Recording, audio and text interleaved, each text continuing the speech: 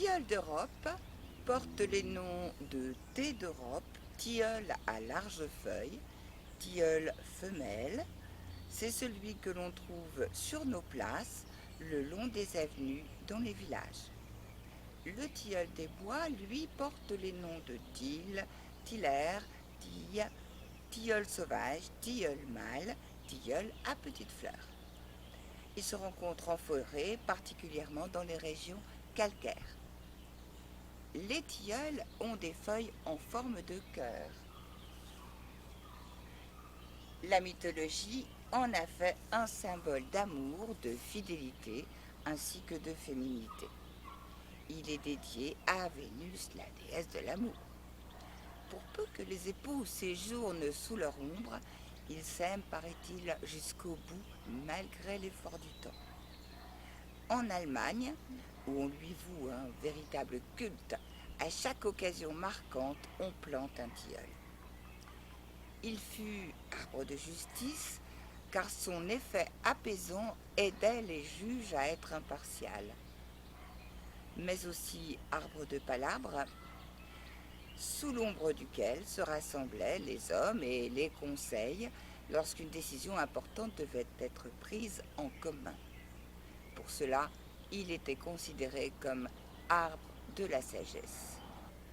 Chez les gens du voyage, le patriarche se devait de prendre un bain contenant 3 seaux de feuilles de tilleul ébouillantées durant 1 heure, avec seulement la tête qui dépassait, avant de rendre toute décision de justice.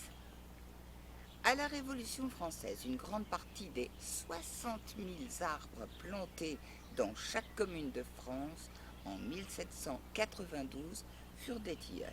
Il devint alors symbole de liberté et arbre civique. Il a été officiellement choisi en 1989 pour commémorer la Révolution de 1789. Les vieux arbres creux étaient des caches utilisées par les chouans pour échapper aux douaniers puis aux soldats républicains pendant la Révolution. Planté souvent au centre du village, le tilleul était parfois taillé sur 3 étages. Le monde souterrain, le monde de la terre ferme et le monde des cieux. En fait, les cordiers qui utilisaient l'écorce de l'arbre pour leur cordage auraient créé des plateformes dans les arbres afin de faciliter leur travail et les auraient donc étayés. Des escaliers taillés dans le tronc permettaient d'y accéder. Ces plateformes, au fil du temps, sont devenues des lieux de fête investis par les habitants qui ont pris l'habitude d'y danser.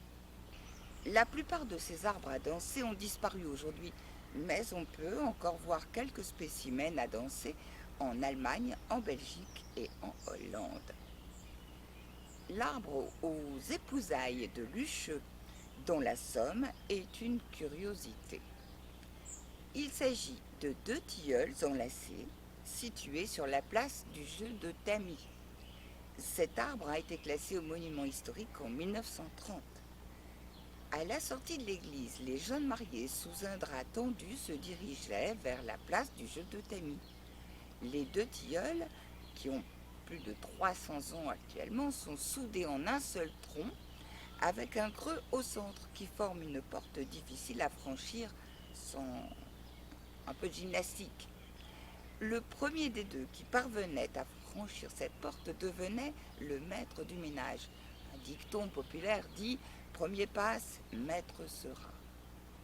Les jeunes filles, ayant la taille et les épaules plus fines que leurs époux, passaient souvent les premières. Aujourd'hui, on préfère voir ces tilleuls enlacés comme une porte du bonheur pour le jeune couple. On dit que qui porte un sachet contenant de l'écorce broyée de tilleul s'assure contre tout danger corporel, paraît-il. Si vous voyez un tilleul en rêve, c'est signe de bonheur dans vos relations amicales. Et si vous entendez bruire le tilleul, c'est signe de nouvelles importantes. Le gros tilleul de Pontarlier était, lui, le rendez-vous des sorcières, selon la légende. Pour lutter contre ces croyances, beaucoup de tilleuls furent consacrés à la Vierge lors de la christianisation et ont accueilli des statues, bien sûr, de la Vierge et des saints. Les conscrits venaient demander de tirer le bon numéro pour ne pas partir à la guerre à l'Arbre de la Croix Notre-Dame à Saint-Léger-les-Domards en Picardie. De nombreux tilleuls ont été des arbres à clous pour guérir tous les maux. Il suffisait de venir planter un clou avec foi pour être guéri. Il a également inspiré la légende allemande selon laquelle la Valkyrie aurait demandé à son fils de se tremper dans le sang du dragon qu'il venait de tuer pour se rendre invincible. Mais à cause d'une feuille de tilleul collée sur son cœur, il est mort frappé à cet endroit. Tilleul est une couleur.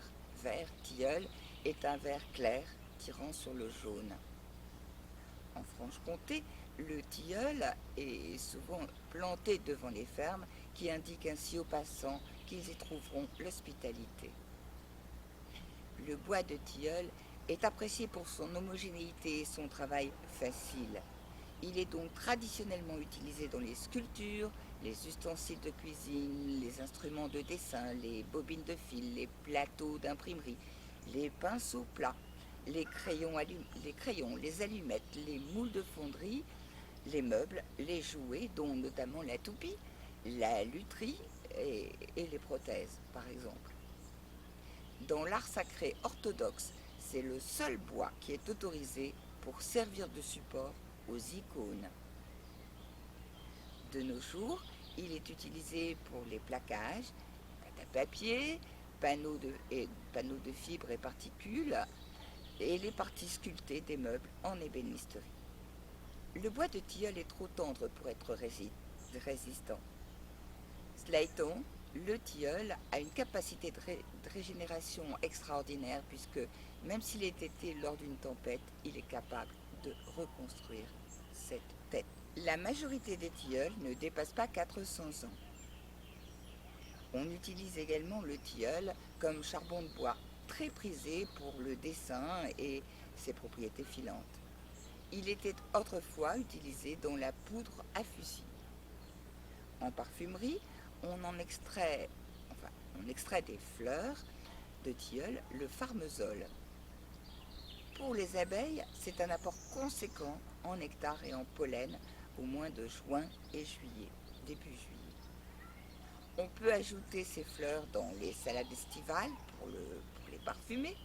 La sève peut être bue à l'instar de la sève de bouleau. Les jeunes feuilles peuvent être consommées crues.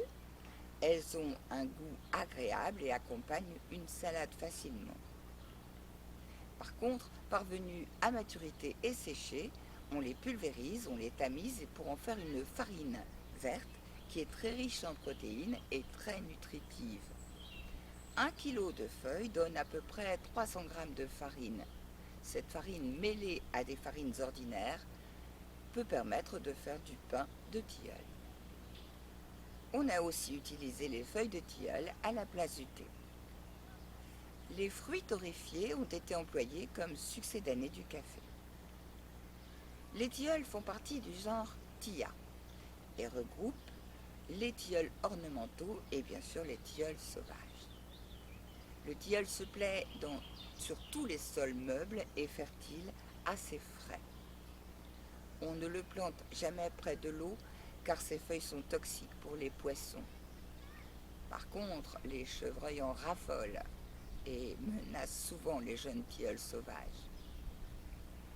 Les fleurs renferment du mucilage, des huiles essentielles, des tanins, des glucoses, des gommes, des sucres, du manganèse et de la vitamine C. En infusion ou en teinture mère, elles sont recommandées pour les troubles nerveux, fatigue, migraine, grippe et insomnie. Ce sont des sédatifs et des antidépresseurs.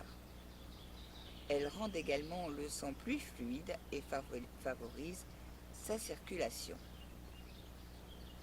À forte dose, son effet est inverse. Donc cette tisane devient excitante et peut causer des insomnies. On utilise de préférence les fleurs sèches, débarrassées de leurs bractées qui renferment des tanins en excès. La décoction de fleurs nettoie la peau, retarde les rides et atténue les taches de rousseur du visage. On les utilise également en bain de pied lorsqu'on a les pieds endoloris. L'aubier, qui est la partie du tronc dont les cernes sont les plus récentes, contiennent du xylène. Et cet aubier est considéré comme un draineur général du foie et de la vésicule biliaire. Il est utilisé sous forme d'infusion, de teinture mère ou d'extrait aqueux. Son action permet une meilleure filtration des toxines présentes dans le sang et leur élimination dans l'intestin par la bile dont la diffusion et le volume sont augmentés. Cet aubier dissout l'acide urique. C'est un antispasmodique qui aide à faire disparaître les migraines et agit sur l'hypertension. L'aubier est utilisé dans les rhumatismes aigus, les crises de gouttes, et il entre dans la composition aussi de certains régimes amincissants. Les bourgeons sont utilisés tout juste débourrés dans un macérat glycériné pour soigner la ménopause et sont un remarquable tranquillisant, spécialement chez les enfants. Ils soigneraient également les problèmes de thyroïde et sont un détoxifiant de l'organisme et un excellent anti-inflammatoire.